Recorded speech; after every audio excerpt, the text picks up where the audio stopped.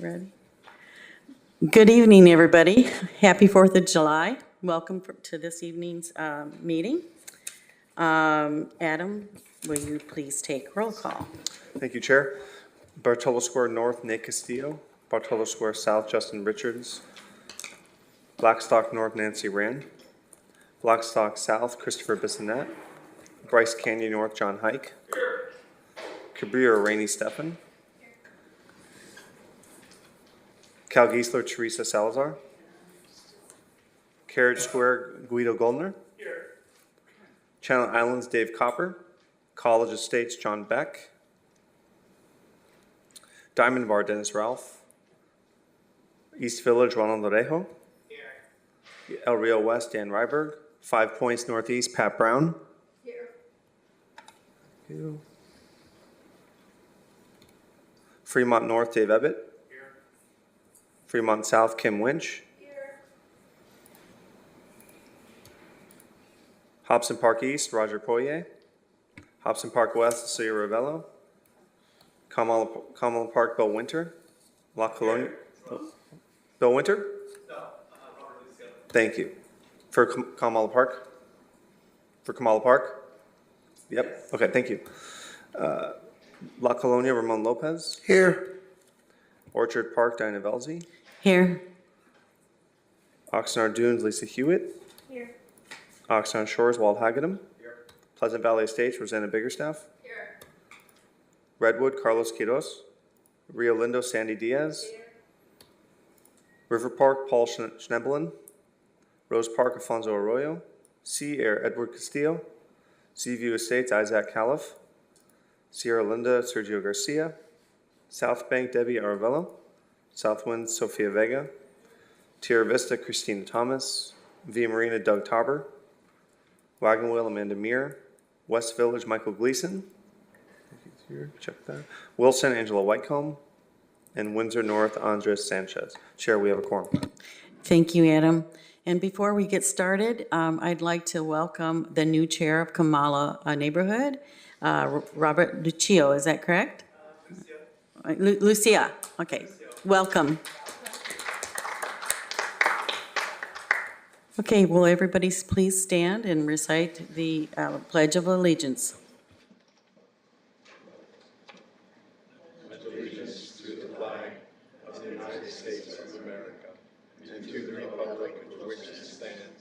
One nation, under God, indivisible, with liberty and justice for all.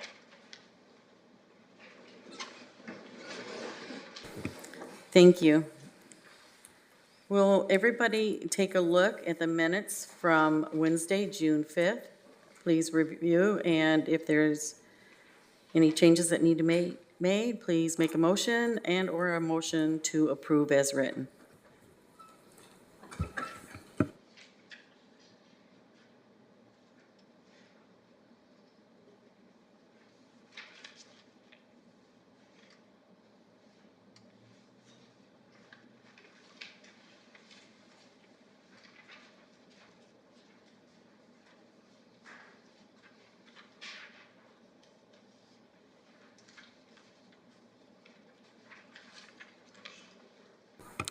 We have a motion to approve by Dave Ebbett and seconded by Lisa Hewitt.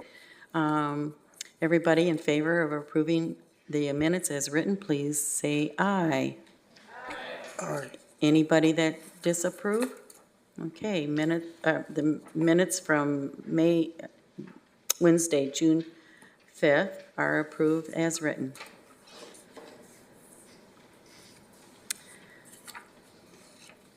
Okay, item D, public comments. At this time, a person may address the INCO on matters within the subject matter jurisdiction of INCO.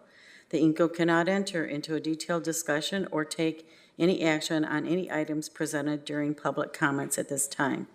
Such items may only be referred to the Executive Secretary for administrative action or scheduled on a subsequent agenda for discussion. Public comments on items on the agenda will be considered at the time of consideration of the agenda item. Do we have any public comments? How about online? We do not, Chair. Okay, and nobody from the floor. Okay, so then let's move on to new business. United Water Conservation District. And Steve Huber is going to be making the presentation. That the INCO general membership receive a report from the United Water Conservation District on projects to conserve and sustain the city's water resources. Thank you, Steve. Thank you, Chair, and members of the INCO Board and members of the INCO Council, the various chairs. My name's Steve Huber. I live in the Cabrillo neighborhood. I don't see Raina here, but I went to her meeting a couple weeks ago. Been involved in Oxnard for a long time, and what we want to do tonight is talk a little bit about United Water Conservation District. If you pull down online the recent water confidence report from the city of Oxnard, you'll see that United Water provides Oxnard 30% of the water that we residents drink. So we want to talk a little bit about what our plans are for the future, and I'm joined tonight by two other directors, Shelley Berger from our District 7, who's the president, and he'll be speaking in a little bit, and also Lynn Mulhart, who's our vice president, and he'll be speaking in a little bit. So hopefully at home you can see these slides. What we did was we want to talk about who we are, who we serve, and then really we want to talk about the great things that we're doing to continue to make sure that we have water available to provide to everyone. As you'll see, there are 5 districts within the United Water that touch Oxnard. Number 2 is in El Rio and River Park. Then number 4 is basically from Ventura Road and east. My district is the red district right in the middle. Then we have Keith Ford, who's down in South Oxnard, Port Hueneme, and all the way out to the base, Naval Base, Ventura County. And then Shelley Berger is along the shores, the beach. So that's who we are as Board of Governance. We are a special district within the state of California, so we are elected officials. So what do we do, or who do we serve? We serve the citizens of Oxnard, but we also serve about 400,000 residents, Piru, Fillmore, Santa Paula, Ventura, Oxnard, and then the unincorporated areas of the county. We have basically anything along the Santa Clara River Valley, from Lake Piru all the way to the ocean. And we'll talk about that and how we store our water and how we capture our water and how we make sure that we continue to have water available. So I'm going to go through some of these slides pretty quickly. They are available. I know Adam has them, and they're available for distribution. If I was only given 5 minutes to talk to you tonight, this is the slide I would talk to.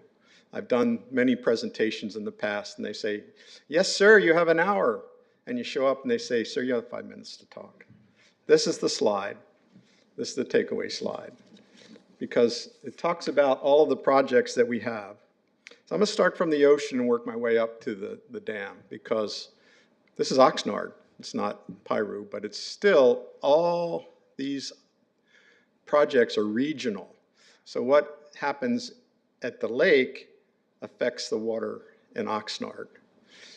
That's one of the kind of fun things that when I signed up and decided to become an a United Water District Director, it was, I know a lot about water above the ground, but I don't know a whole lot about water below the ground, and I'm really learning a lot. It's really fascinating. I knew a lot before. I know all about the aquifers. I know what's going on in Channel Islands Harbor, the wells in Oxnard, and the advanced treatment plant and things like that. But to learn more and more about our boundaries and what we have, and I know an awful lot about steelhead trout right now as well. So what we're going to talk about is, I'm going to say it for what it's worth. It's drought proofing. We want to make sure that we have the water in the future for people like my 3-year-old grandson, so that he's going to have water and his children will have water as well. And it doesn't matter whether it rains or not. Mother Earth is going to give us water, hopefully. If she doesn't give us water, we still want to have the ability to have water for the residents and, of course, our agriculture that provides these wonderful crops that we eat. So when we look down at the, I want to start with the underground part, the aquifers. The aquifers is where the city of Oxnard pumps water and then takes it and mixes it with Callegas water and, of course, the advanced water purification treatment plant as well. The extraction barrier is a really important project, and I'm going to talk a little bit more about that. But basically, if you pump too much good water out of the aquifer, this thing called the ocean starts to take over. And when the ocean takes over, we're done.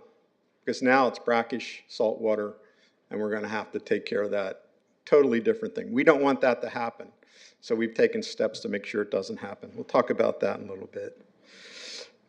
We have an iron and manganese station that we're going to talk about because you've heard of Forever Chemicals. The one thing that I can say about United is that we have a small staff of 77, but they are some of the smartest people when it comes to hydrogeology and water and things like that. They saw the issue with Forever Chemicals, PFAS, PFAS, things like that. And they did something about it before it became a problem. And so we're going to talk about the iron and manganese facility in a little bit. I've spoken to three of the neighborhoods in my district, and the first question I asked is, who knows about United Water? I won't take a poll tonight, but I can tell you that not too many people know about United Water. And then when I ask them other things, we talk, and one of the questions I always get is that, why do we let the water go out to the ocean? When it rains, the water just goes to the ocean. We don't capture it. Well, we do capture it. We're going to talk about the Freeman diversion and how we take that water into spreading beds. It percolates down into the aquifer, and that's also part of the drought proofing. So we'll talk about that as well. And then we've had the Santa Felicia Dam up in Lake Piru since 1955. And we're going to talk about that in a little bit. That is the first, I won't steal Lynn's thunder, but that is a very important source of water for all of us, and it's a really neat recreation facility. If you haven't been up there, I strongly recommend you go up there. It's fantastic. Boating, fishing, swimming, picnicking.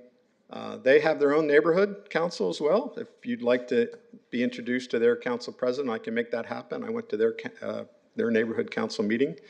They had a nice picnic up there, so if you want to have a picnic, I work for food, if you will, so they have wonderful picnics up there, and so we can take care of that as well. So we're going to start talking about some of these projects to help us become drought-proofed or water sustainable and water resilient. So I'm going to introduce Lynn Mulhart.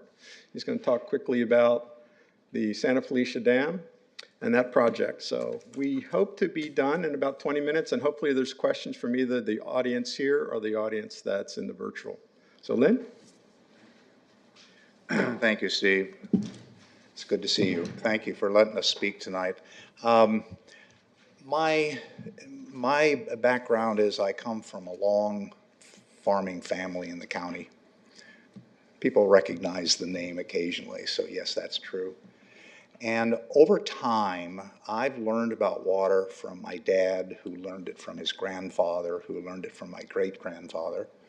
And one of the things that we discovered a number of years ago is we have to stop the seawater intrusion into the area. And the first place that really got impacted was the city of Oxnard and that out to the coast. So in the 1930s, 1940s, we tried to do a whole bunch of things. My grandfather was part of a team that built a small earthen dam across the Santa Clara River. Prior to the war, that river level was equal to essentially the farm area, so it was easy to harvest water off the river. And then they diverted it. How many have driven down Rose Avenue all the way to Wells Road? When I was a kid, that was known as Ditch Road, because in between those two lanes was an open ditch, and that was the water conveyance system for water coming out of the Santa Clara River. At the top end was the Lloyd Butler Ranch, and we put water around that ranch. And around the late 1940s, after the war, the city of Oxnard was getting their wells salted up. So they approached the state, and they went to the state and said, we want to build a well field outside the city of Oxnard, and we want to put it on the other side of El Rio, basically where Rio Mesa High School is. And we're going to pump that water and deliver that water to the city of Oxnard because it's not intruded with salt water. They went to the state, and the state said, no, you can't do that. It's illegal. You cannot go into an area that you don't occupy, pump that water out, because you could interfere with the people that are in that area who have superior rights to your water. So what was the solution? The city of Oxnard proposed, because at the time the city of Oxnard and the farming community were really one entity, because there were a lot of farmers that served on the city council. There were a lot of folks that made their living in that area. It was one big happy family, if you want. And so the proposal was, the city of Oxnard said, what if we join with the existing Santa Clara River Conservation District? It was one of the first conservation districts in the state of California. And they were harvesting water for Fillmore, Piru, Santa Paula, and portions of Ventura. And the city of Oxnard said, if we join with you and create another entity, and we build a collection system and a distribution system and another collection system, and we put that water into the ground and make that entity deliver us that water, would the state approve that concept? And the answer is yes. And that happened in the late 1940s. In 1950, United Water Conservation District was formed as an agreement that took the issues of the Santa Clara Conservation District, the concerns of the city of Oxnard, Port Hueneme, and others similarly situated, and the growers that depended on the underground water supply, and they came together and they united. That's where the name comes from. That's the concept. Since 1950, the United Water Conservation District has put over 5 million acre feet of water in the aquifers throughout the Santa Clara River and on the Oxnard Plain. That is equal to 1.6 trillion gallons of water. Trillion. Because there's 325,000 gallons in every acre foot. You just do the math and the number pops up. In the last 2 years, because of the storms, United has been able to divert 165 billion gallons of water and put some of the aquifers back into artesian conditions. The first project that this new entity called United Water Conservation District built was the San Felice Dam. Have anybody been to Piru? Anybody been to Piru and seen that structure? That structure has been critical, and it met 3 requirements that we needed in this county. First of all, it dammed up a river that had been a flood problem in big storms when you combine it to what comes out of the Sespe. The amount of water going down the Santa Clara River for the elevation of the Santa Clara River created flooding and all kinds of problems. The history book is rampant with these kinds of flooding projects. So it's a flood control project. Second of all, it's a storage project.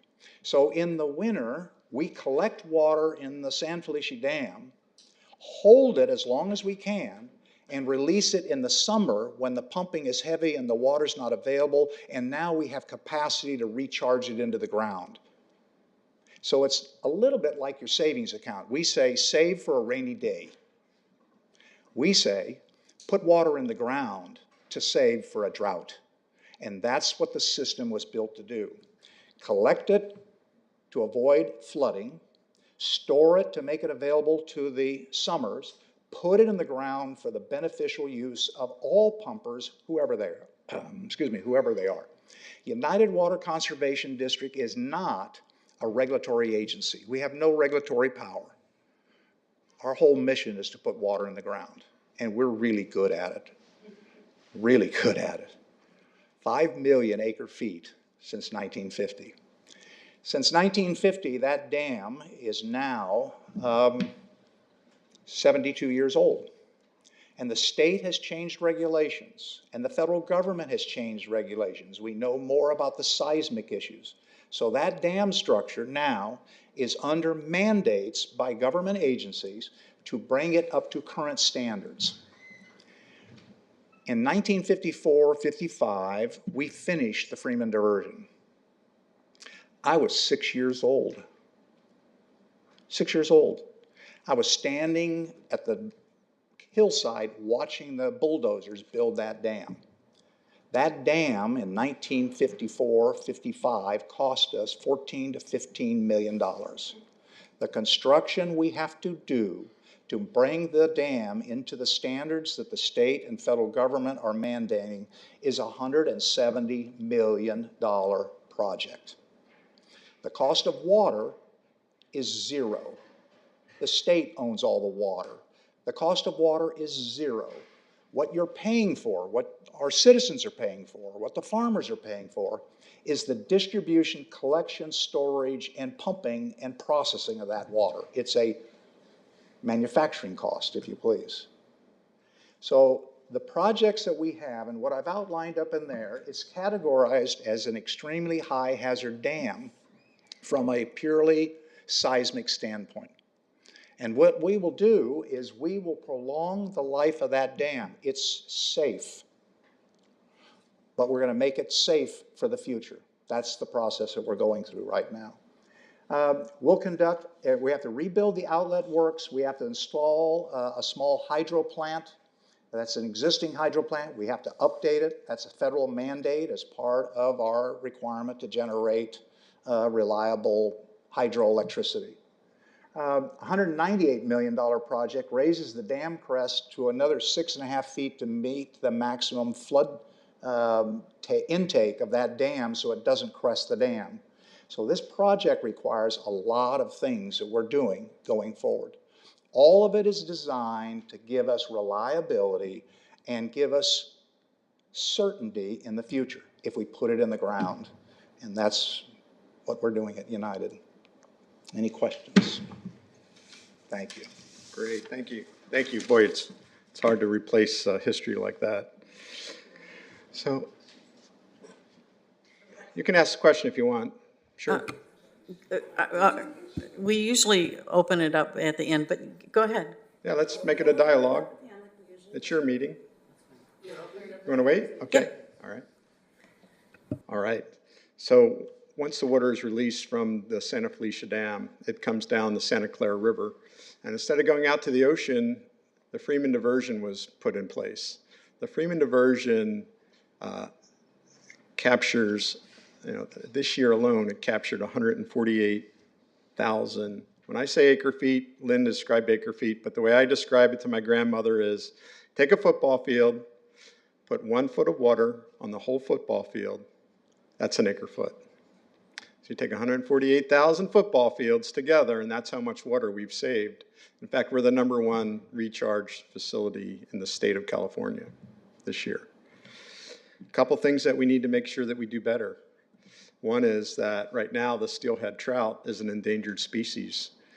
We have a ladder that is working, but we'd like to have it work better for the steelhead trout. And oh, by the way, there's other species that migrate upriver, like lamprey eels.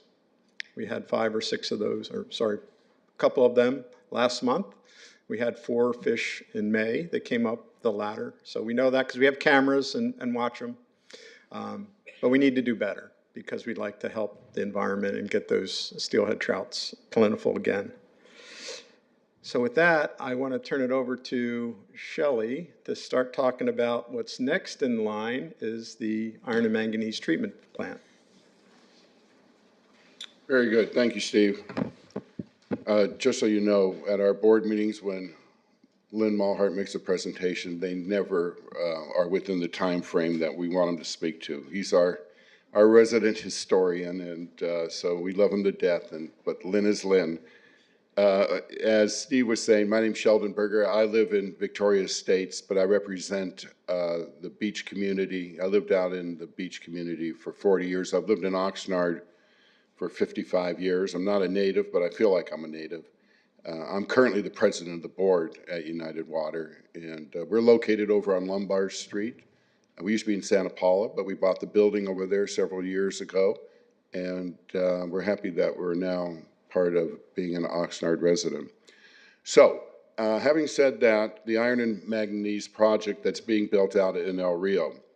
So once operational, the first phase of the plant's operation will have the capacity to treat 3,500 gallons of groundwater per minute, while future phases can expand operations to up to 8,500 gallons per minute, vastly improving the water quality, water supply, reliability, and drought resiliency.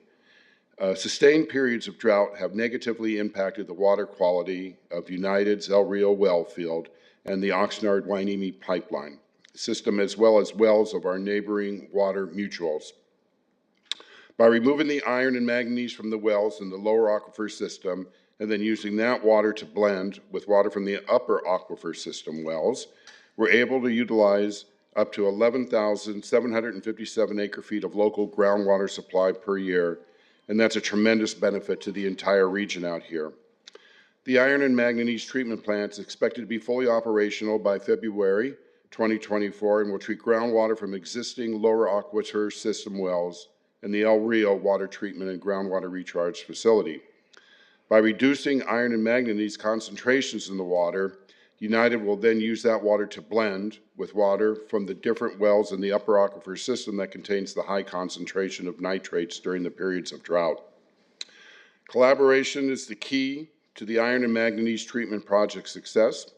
The district, United, was able to secure the support of Congresswoman Julia Brownley, the U.S. Navy-based Ventura County, the commanding officer there, and that in itself was an important achievement that United was able to obtain. It's the first time that any utility such as ours, a wholesaler of the water, was able to work in collaboration with the Navy base and get their full support, total full support, 100% on board with this project because it directly affects the water quality out at the naval base at Point Mugu. We're also working with the Fox Canyon Groundwater Management Agency.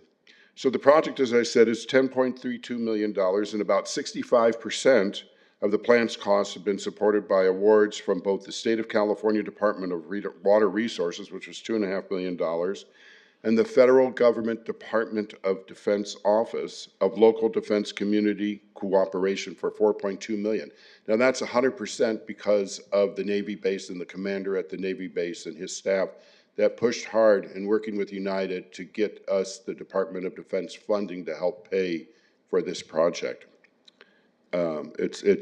It's a milestone for projects being built out here and working because, as I'm sure you know, trying to work with the U.S. federal government when it pertains to the Navy base out at Point Mugu is not the easiest thing to do, let alone trying to get a grant money from the Department of Defense to help pay for this project. So obviously, all of these grants that are coming in help reduce the cost of building this really great project that's going to be taking place.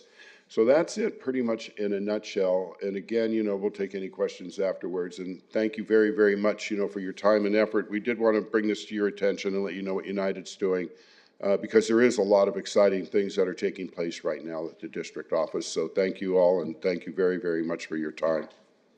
Thank you. Shelley. Thank you, Steve. Thank you, Chair Berger. It's great to have a leader like him. Last thing I want to talk about is the extraction barrier and brackish water treatment project. We talked a lot about collaboration on the last project, and oh my gosh, we continue that collaboration with the base so that we can make sure that we are able to keep the good water on the good side and the salt water on the salt side. So we call it the EBB. We're going to take the bad brackish water out of the base side of the aquifer, desalinate it, pump it back in, and then that'll keep the salt water out.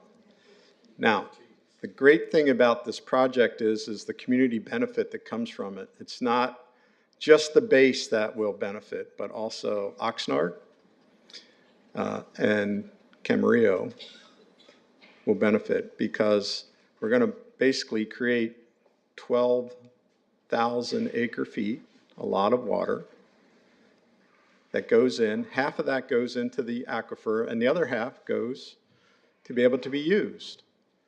Well, that water isn't created by Mother Nature. It's being created by technology, so that, again, we can make sure that we have water into the future. So we'll be working with Oxnard and the Advanced Water Purification Plant and what they have, and get some more skids there and get some more of the water from Oxnard. Have this brackish plant as well, desalinate it, and then we'll have that much more water be available. So again, we're making this water resilient. It's sustainable. It has a low greenhouse gas effect. It's a lot of community benefits for disabled communities, disadvantaged communities, not disabled, and also just the community in general, the entire region. And this is, the work with the base is actually cutting edge. No other bases are doing this type of work with the community. So with that, we are on time. And would just like to say that I left the unitedwater.org website on the last slide. Everything we talked about is on our website. We're completely transparent. And so some of the things that I said, if you say, what did he say?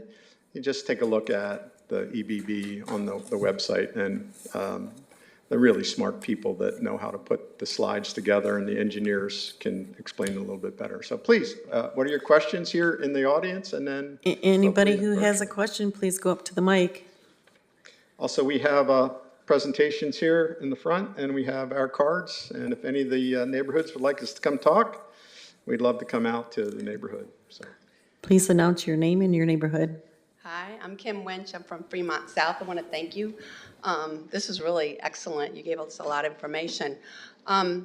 Is it right that United owns San Felicia Dam? Is that correct?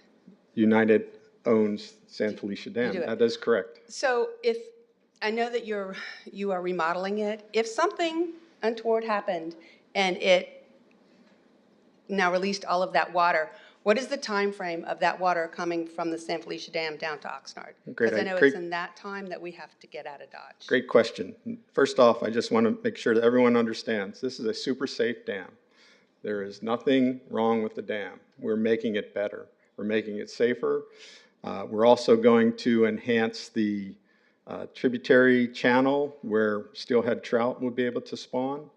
But basically, you have 45 minutes. And we just tested the emergency operations system with the county of Ventura.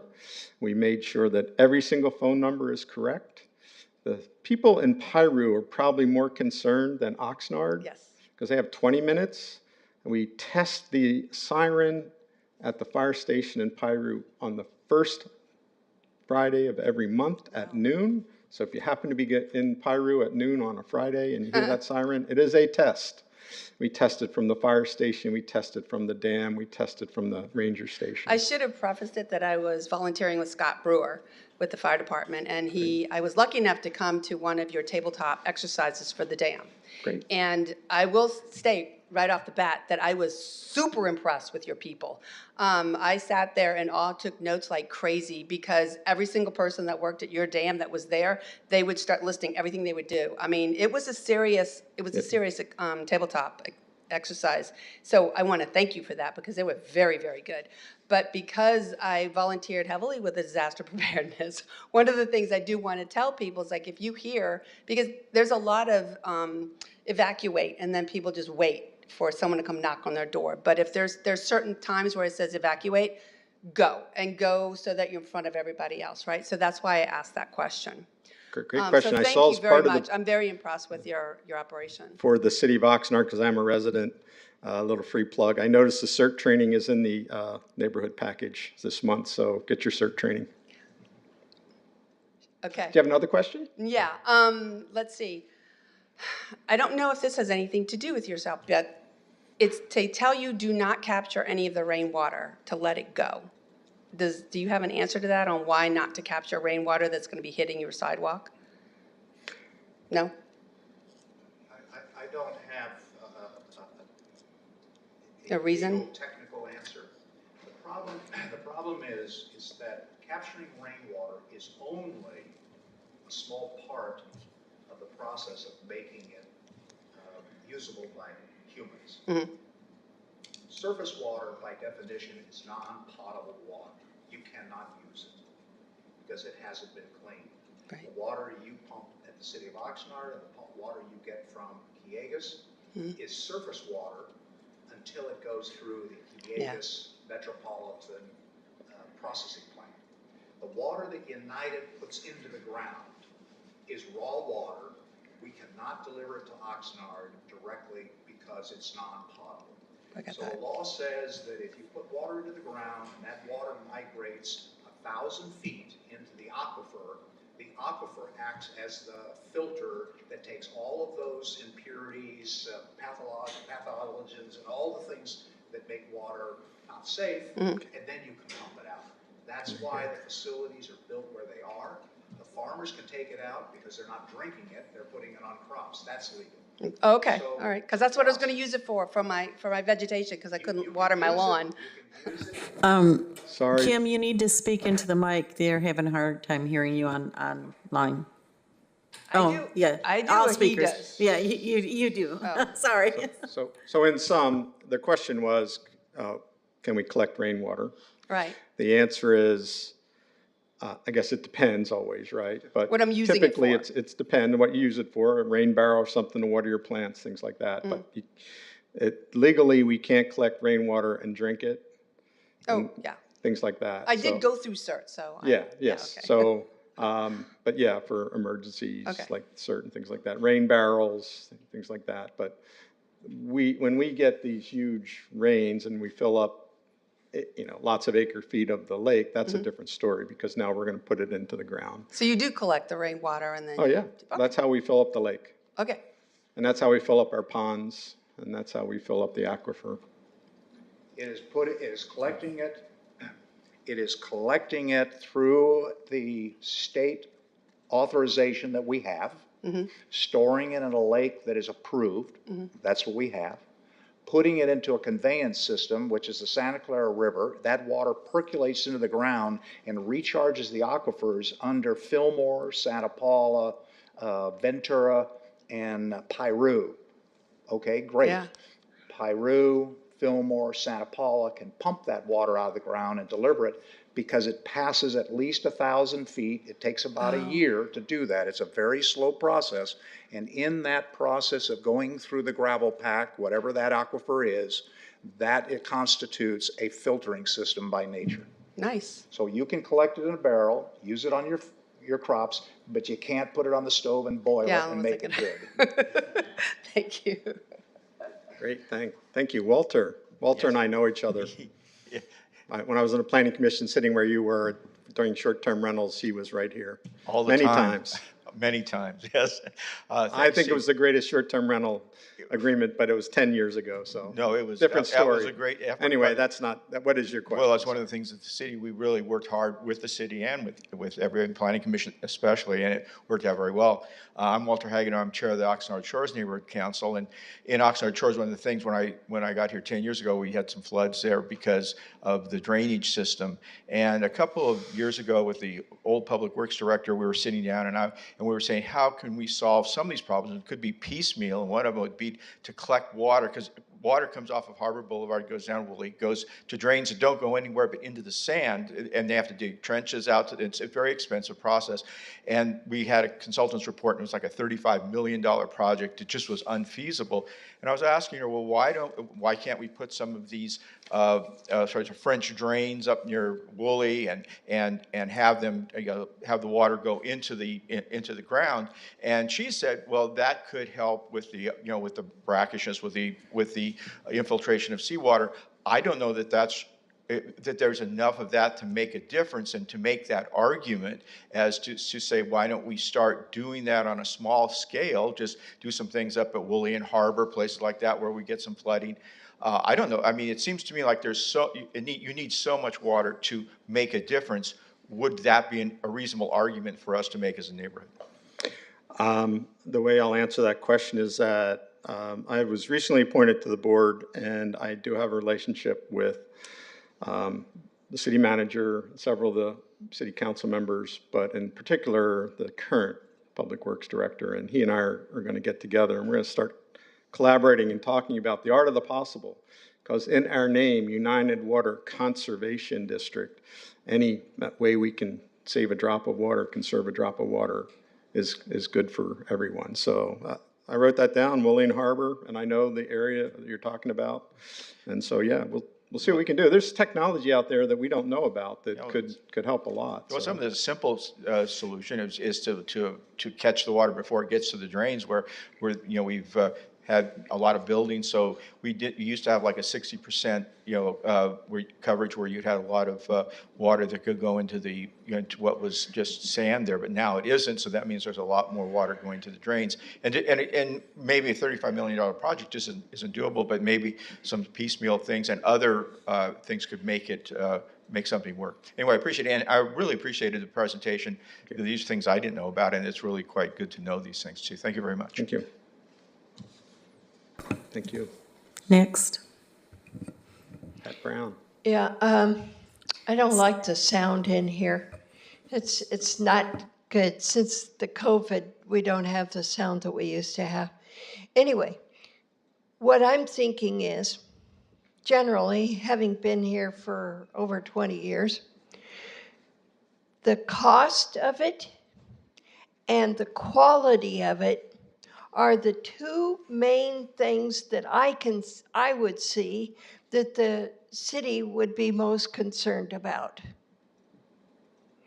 And if the quality of the water is actually better than what we have now without the sediment in it, with the white powdery sediment that we get in our faucets and all, if that was taken care of, if the price was at least the same or less, and the quality without, of the taste like we've got now, there's no taste.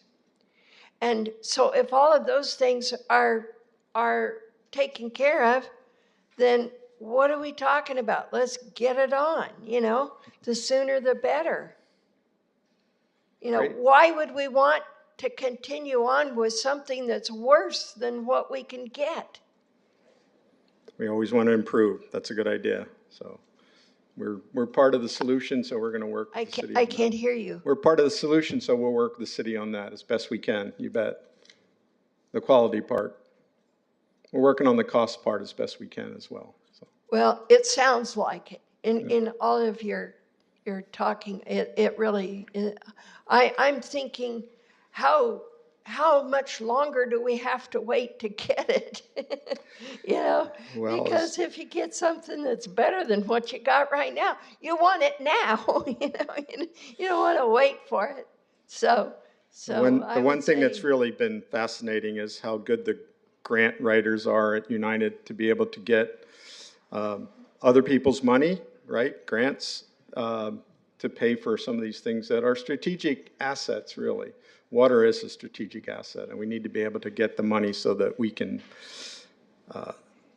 fix the regulated requirements that have been put upon us, like at the Freeman diversion and things like that. So appreciate that. I like the quality piece. We do the best we can to get it to you well, and then I'm sure we talk to Callegas as well. They give you a third of the water. And again, I could probably get together with Callegas, the city, and United, and we already meet, but we can talk about some of these things. It's a good agenda item that we can add to that meeting. In addition, we have other meetings of ourselves, so thank you. It's a good idea. Well, I grew up on a farm in the Northwest, and I was the oldest child. And so my father had this well, he had several wells, and but not for the farming, but for our personal use. And so my father taught me how to go down in the pump pit, turn off the pump, wait for a certain amount of time and wait, and then when there's water back in, then to go back down and crawl back down in there in the mud and Pat, turn will it you back just on. Pat, So Pat. I have a whole different experience with water than the rest of them do, because I had to do that all the time. Thank So you, Pat. we That's kept great. forgetting to turn the water off, and we Pat, will you keep it short? we'd Just end keep up- it short. we'd end up with too much water on the ground. All right, Because we pumped too much. Let's get to So- the next question, But if you thank don't you very mind. much Thank- for thank coming. you. I appreciate Yeah, it. thank you. Good evening. Ronald Arrejo, Chair of East Village. Thank you, Director Huber, for presenting to us. I live in Director Mulhart's division, and so just appreciate, as the current Planning Commission Chair, as a former Planning Commission Chair, that you bring the experience that you had on the Planning Commission to the board. So I think that will serve the board well, and appreciate that, that any Oxnard resident is still involved on external Oxnard entities. So appreciate that. Two related questions. What do you think of the relationship right now with Oxnard? What's the highlight, and what could be better for both the, for the continued and shared priorities of both the UW, CD, and the city? Thank you. What was the second question? What do you think could be better with your relationship, and what would you highlight on your shared priorities? Great, thank you. So I'm relatively new. I have heard in the research that I did that there's maybe some bad blood between Oxnard and people that give them water. And the one thing that Roger said is whiskey's for drinking, water's for fighting. And so we're talking about water here. And so it's never cheap enough and it's never plentiful enough. In fact, water is one of those things where some people, no one has the right amount of water, right? On the East Coast, they have too much, and on the West Coast, we don't have enough. And so one of the things that we're working with the city of Oxnard is burying the hatchet and saying, hey, this is all for our people of Oxnard. We need to move forward. We need to come up with technological things that can make it better, because one of my observations is that how many people need to desalinate from the same pond? We're not talking about that. We aren't not having those conversations, so we need to start having those conversations, and we are. From what I understand is that we've started those conversations, and we're going to continue those. What could be better? Let's continue with the outreach. When I go to a neighborhood and I say, who's united? It's in the consumer confidence report. We provide a third of the water. I'd love to make sure that next time I come to a neighborhood and I say, do you know who United is and why I'm here?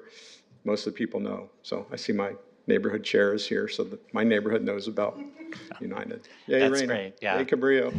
Thank you very much. We're willing to and come to any of the neighborhoods. I am, either anyone. Appreciate that. I'll be sending an invite to both you and our director, Mulhart, at our August-September meeting. So thank you. Fantastic, fantastic. I see no more in live. Anybody in Zoom land that has a question, or anyone from the board? Lisa? I do. Yes. Did you guys just have an incident in Santa Paula with the water? An incident. They had bad water going through there.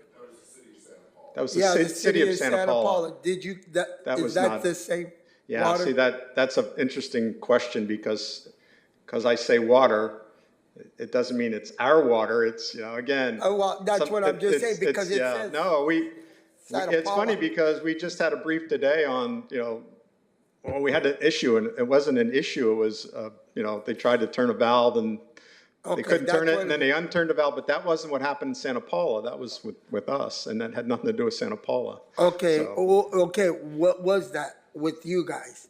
Oh, The it's water. just when you have a big sorry, when you, talk with my hands, when you have a big lake and you have, Yes, tree limbs and things like that, and as they go through the system, okay. and you turn the valve and, oh, wait a minute, and then you unturn it, and then the Right, log right. goes through, and then you can fix it. Well, yeah, I Some see minor that, things, and so, and when you said, you guys serve Santa Paula, and that came Yeah. into my mind right away, and I just wondered, because a lot of people were saying there was brown water, with this, and are we going to have those kind of issues over here with this? Yeah, so Director Mulhart's on the Fox Canyon Ground Management Okay. Agency, and he may know. Well, I know Mr. Mohar's family for a long time. So, very quickly, United does not deliver water Okay, to any entity other than the city of Oxnard, Port Hueneme, and the base via the OH line, right? That is part of the system where at El Rio, we take water that is passed through the sand gravel aquifer, and that water we can deliver. So we don't deliver water to Ventura, to Santa Paula, to Fillmore, or Piru. They have their own wells. They rely on the aquifer, just like everybody else in the county relies on an aquifer. And our distribution to the city of Oxnard is only 1/3, essentially, of its demand. So if of all the cities out there, the city of Oxnard is positioned better, frankly, because it has 3 simultaneous systems that if there's a giant earthquake that knocks out the collection, the pipeline that goes through the Santa Susana area that feeds Metropolitan, that feeds Kiegas, that feeds Oxnard, you have alternatives. There Okay. are other entities that rely on one system, and that system is the aquifer. all right. Second thing, let me add, we've had some questions, people have raised questions about, we never knew anything about this. United Water has been very active and has done this over the number of years that I've been on United. And we're more than happy to give tours of our facility. If it's a tour of a lake, if it's a tour of our dam structure, excuse the word, if it's a tour of our diversion structure, if it's a tour of the iron magnesium facility or any of our facilities, having outreach to the customers, if they are interested, if any of your member agencies, your member neighborhoods would like a tour, we do that all the time, and we've done it for the supervisors, we've done it for the city managers, we've done it for a variety of people, and they all come out going, holy moly, we had no idea that this was going on in the background. We're a relatively quiet agency. Our whole job is to collect water, put it in the ground, and go to bed at night for your benefit. But we're more than happy to give tours, and that might be a great outreach for the neighborhood council, and we'd be happy to I do think that. you're right.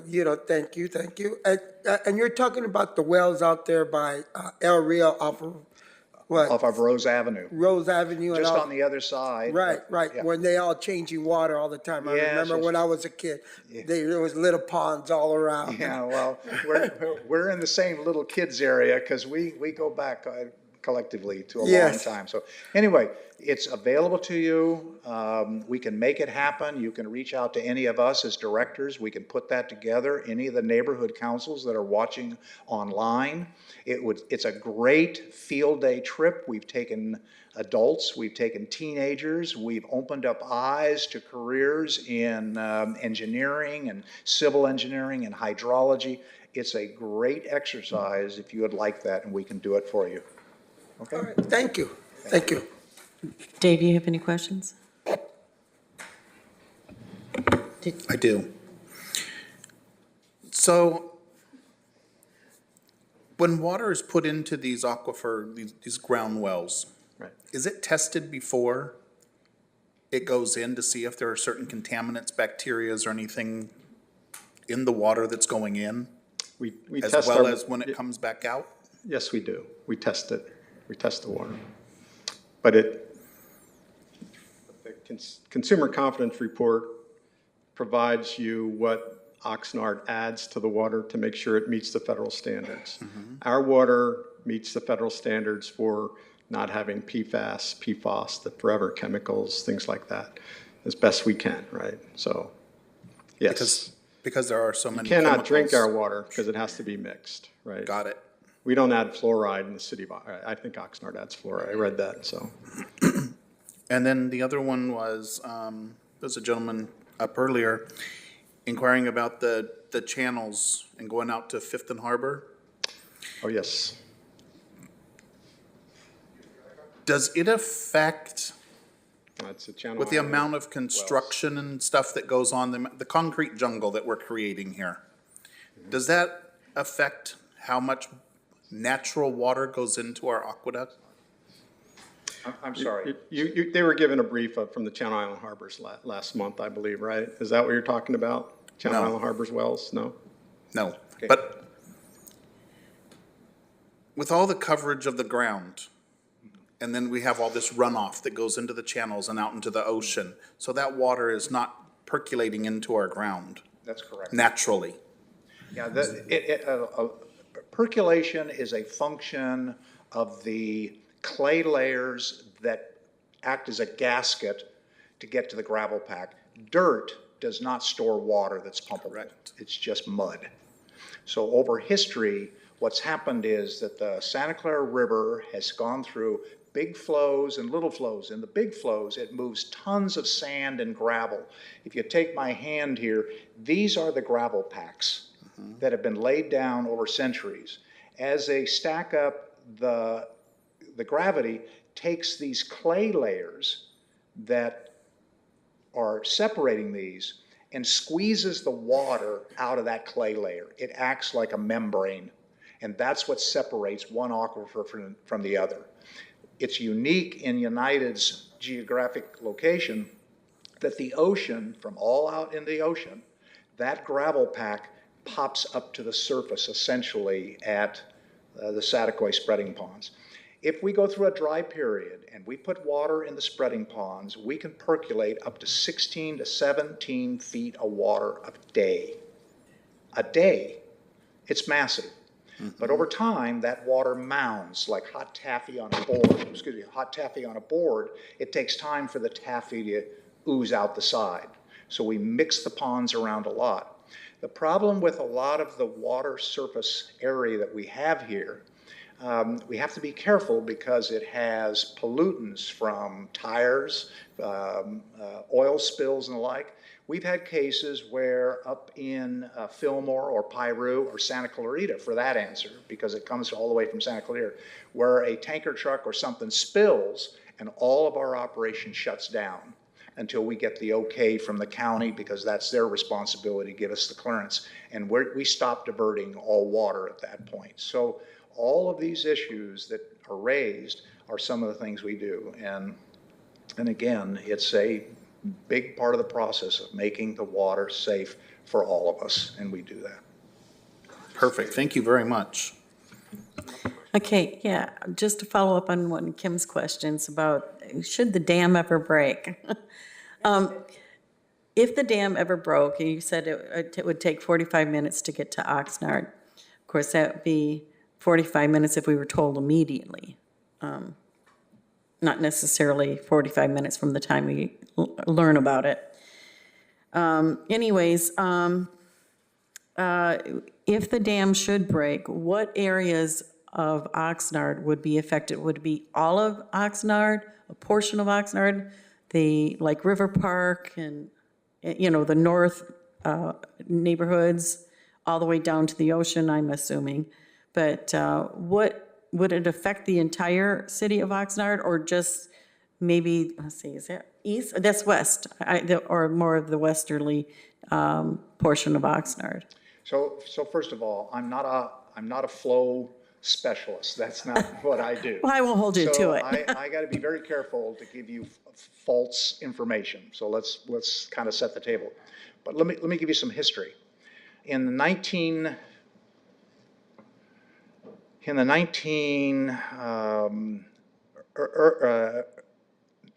late 1920s, the St. Francis Dam broke. And that dam failed because of the corruption in the contractors in cheating on the amount of cement that was put in concrete, and that thing got weakened. My mother at the time, who just recently died at 103, told us when she was a little girl living in Satakoy, the sheriff's department knocked on the door and said, St. Francis Dam is broken, you got to get to high ground. Well, that area was high ground, and the water never got to Satakoy.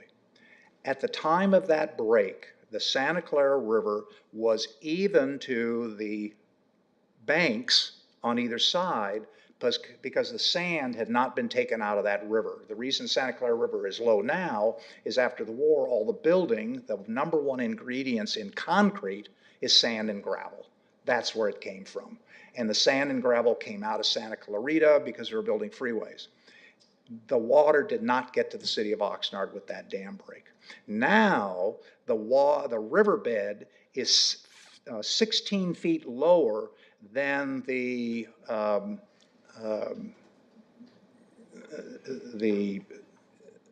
Corps of Engineer structure that's on the south side. It will not go to the north side because the land goes up. So it's not a north side problem. But that levee on the south side that we go over as we drive to Ventura on Victoria Road, that river would have to rise probably 20, 25 feet to be able to get it to break into Oxnard. Is that a guarantee? No, don't take me to that extreme.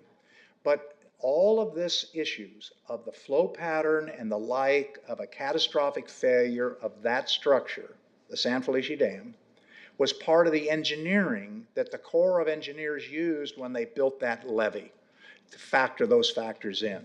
So I don't want to scare people that the dam is, it's not. It's no different than driving your car and you say, you know, it's time to put some new tires on it. It's not failing, it's time to put new tires on it. So what we're doing is we're bringing it up to the most modern standards we have, and it is expensive. And out of that process, we'll all be fine. Thank you so much. Is there anybody online that may want to ask a question? Nope. Okay, that's it. Pardon? Time frame of what? Oh, yeah, go ahead and ask it. So what about the time frame for the rebuild on this dam? Okay, it's not a rebuild. Or It's a mechanically stabilized earthen dam, so I would really appreciate if you came up and visited, because it is 100% safe. Please, it is not going anywhere. But Not afraid of that. I appreciate what you're saying, but there's no cause for panic. Like Lynn said, it's 67 years old. So what we're going to do is we're going to put a channel outside of the dam for the high part that he was talking about, and that's what's going to take the heavy water if the water raises, and it'll come down and then around the outside of the dam. It will drop it into the river. On the spillway, we're redesigning and rebuilding the spillway so that we've heard the stories about Oroville. We heard the story about Rapitan, although that's a different story completely, right? You lived in Oroville? So you know what happened, right? It went over, it created a harmonic, cavitation, basically broke the dam. Could that happen at any dam in California? Absolutely. Is that what we're trying to prevent and we were told to make sure that we redo that spillway so that it doesn't happen, and that's what we're doing. Basically, we have approved the project. It's going to be done in the next 5 to 7 years because it's a big project. We're not talking about beavers damming up a river. We're talking about gigantic wall of dirt and concrete that's there now, and we're going to have to dig around it, and we're going to have to basically lower the water so that we can take care of the spillway repairs as well. Take about 5 years for the spillway and a little bit longer for the tunneling that goes through the side. perfect. It's not going to be like a 15, 25 year. No, we've been working on it since, I think, 1906. I mean, not 1906, 2019. 2019. We've been working on it, the design, for 20 years. For 20 years. We've been designing it for 20 years, so we So we're were, getting close to the end. Where we can yeah, we just, start doing we, stuff. we, will be approving the final design review, and then after final design review, shovels, Awesome. digging, another 10 years, because it's, you want to get it right, right? You want to be 100%, and that's what we're making sure that we do as well, because we don't want to have to worry about. So how long before the final design review? How many years for that? Is that It's soon? supposed to be done by next June. Next June?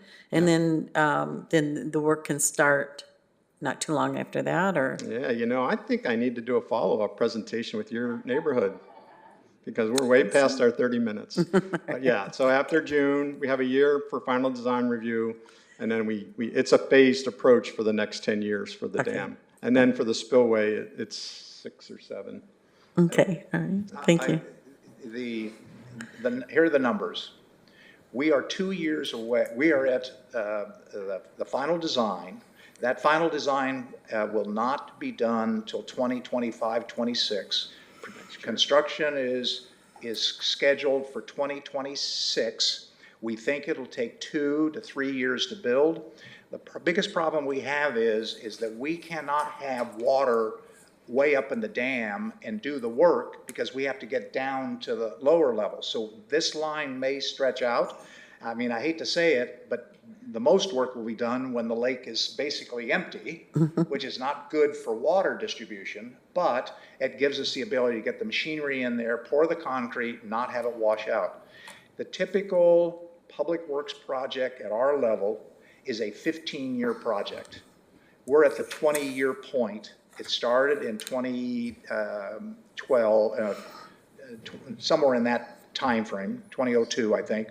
We're at 20 years and we're still designing it. Why? Because the State Bureau of Dams, the regulatory agencies, all the engineers are all serious about doing this right. And what triggered this more than anything else was the failure at Oroville, because they realized, holy moly, if Oroville fails, we need to look at all our dams. So that's what the process is. So it's not going to fail, but it's going to take time. And it's expensive, and we're going to get grants as best we can. Okay, thank you guys so much. Thank you for Thank your you. time. Uh-huh. Come see us. Come take the tour. We will. Yes. Thank you. You look less stressed now. I'm not fearful of the dam breaking. That's just emergency things that I want to know. All right, great. Thank you very much. We're going to leave our cards and some slides up here for Adam. Give us a call. Thank you very much for your time and for the opportunity. Thank you.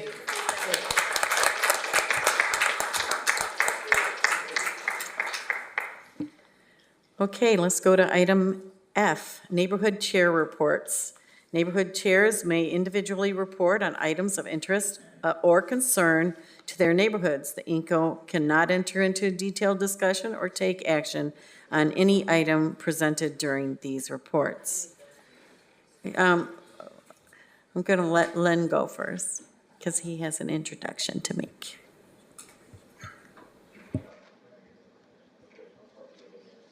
Good evening, I'm Len Schulman, now Vice Chair of the Carriage Square Neighborhood Council, and I'm here to introduce our newly elected chairman, Guido Gallner. Welcome, Guido. Good evening. I would like to welcome you all to our National Night Out, August 6th. We plan on having a band, tri-tip, chicken, hot dogs, hamburgers, and plenty of sunshine. So hope to see you 4 p.m. August 6th. You're all invited. Where? Eastwood Park, over where the picnic tables are. That's all I've got. Thank you. Welcome. Thank you very much.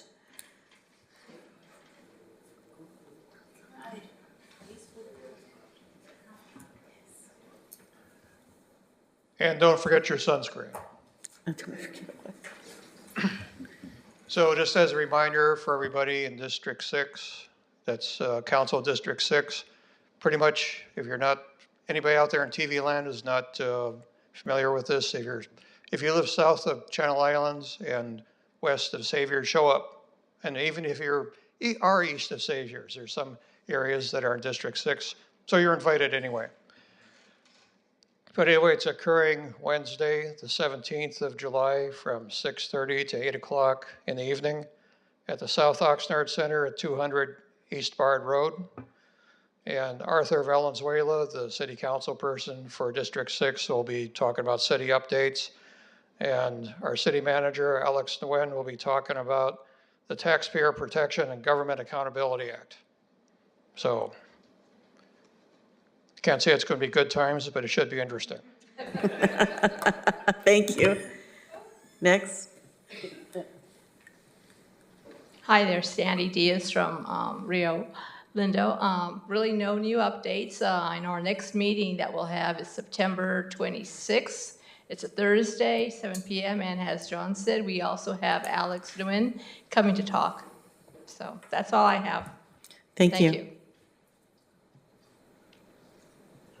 Now I feel like I wrote too much. Hi, I'm Robert Lucio. I'm the newly elected chair for Kamala Park. I just wanted to kind of introduce myself, and yeah, we ended up having a new board as well. So for our vice chair, it is Bill Winter. Michelle Lim serves as our treasurer. Christian Cortez holds the position of secretary. Many of us participated in a presentation on June 14th concerning the improvements planned for Durley Park. The residents showed great enthusiasm for the park's upgrades. To address the concerns, I encourage our neighbors to complete the survey available to share their feedback and suggestions that align with the allocated grant funds. We were also invited by Patty from Bright Youth Coalition to table for Kamala Neighborhood Council at the Durley Park Summer Day Festival on June 29th. The community expressed excitement about features such as the skate park, walking track, picnic area, and parking spaces. Many residents are hopeful for the addition of a soccer and volleyball facilities, because that wasn't in the plan, but we were kind of trying to ask for that as well. Concerns were raised about enhancing the park's lighting and the removal of water tanks, which I did hear a lot when I was at Durley Park. So I clarified that the current plan involves a mural at the location and urged residents to complete the survey to ensure their voices were heard and considered. Our group members attended the recent town hall meeting on July 1st at the OPAC. We are eager about the forthcoming enhancements at Wilson Park and its transformation into an inclusive park. The pickleball committee will be pleased to learn about the proposed pickleball court. We all anticipate plans that will aid in the eventual reopening of Carnegie in downtown Oxnard, a vital part of downtown that we are proud of and wish to see flourish. We will be sharing updates through an e-newsletter and social media platforms for our neighborhood. Michelle, our treasurer, also worked on procuring banners that we placed at various locations in our neighborhood to inform the community of our meeting date and time. Our next meeting is scheduled for July 15th at St. Anthony's Church on C Street from 6 p.m. to 7 p.m. At this meeting, we will receive an update on the developments in South Oxnard, including Kamala, from the Public Works staff and city manager. Everyone is encouraged to attend this meeting, and your presence will be highly appreciated. Thank you. Thank you. Thank you.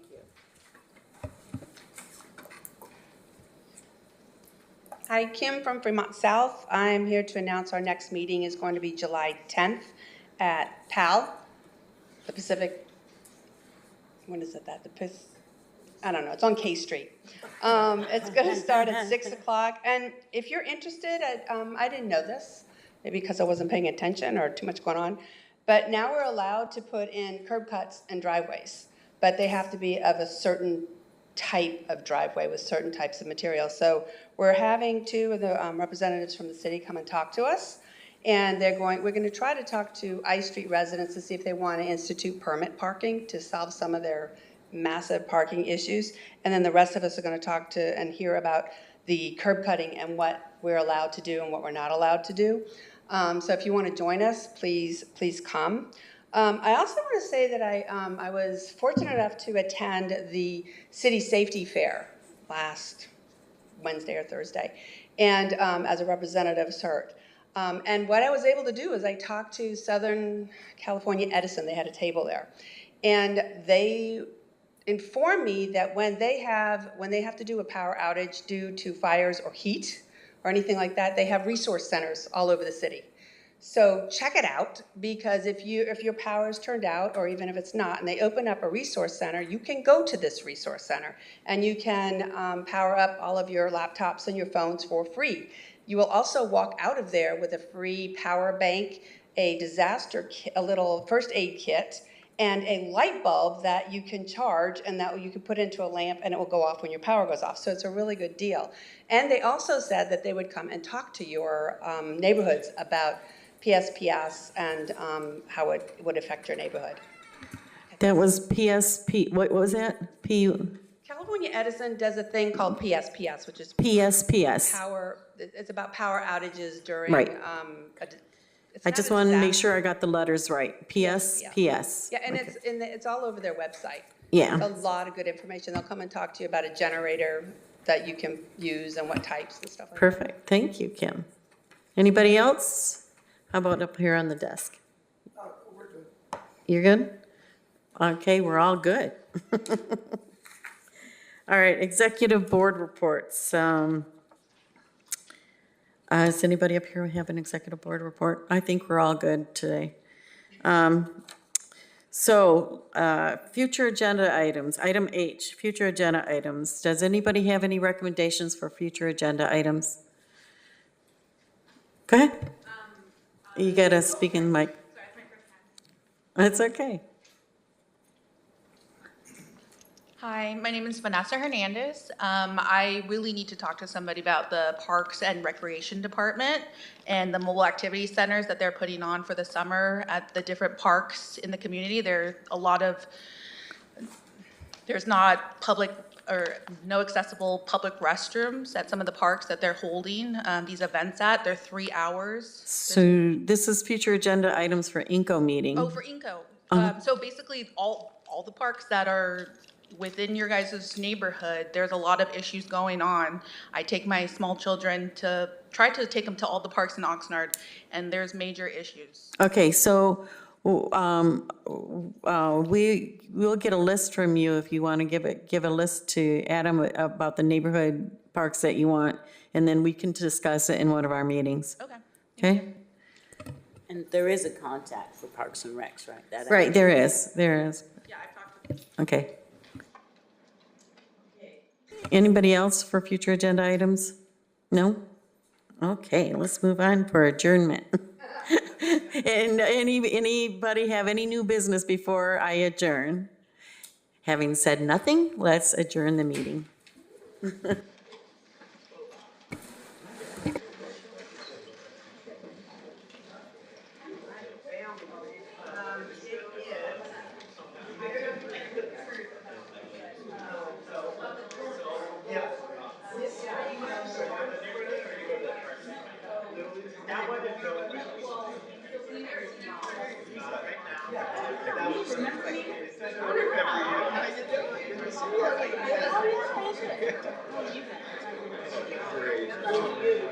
I've been at the city, I'm invited to the city for 2 weeks on the local postal points, so it's been crazy.